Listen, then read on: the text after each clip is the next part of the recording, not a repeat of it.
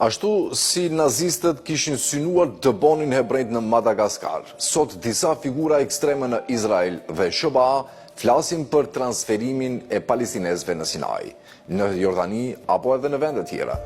Sionistët e hershëm dhe antisemitët apo nazistët e shihnin kolonizimin e territoreve të huaja si një mënyrë për të shpëtuar hebrejt nga nazistët. Fakti që sionistët dhe nazistët e kishin konsideruar Madagaskarin tregon se në histori ndonjëherë armiqt mund të kenë interesat të përkohshme të përbashkëta. Plani i Madagaskarit u propozua nga një grup marginal sionist dhe u përdor më vonë nga nazistët për të justifikuar deportimet. Sot, ideja e transferimit palestinezëve është mbështetur nga disa politikan izraelit të fuqishëm dhe nga konservatorët amerikanë.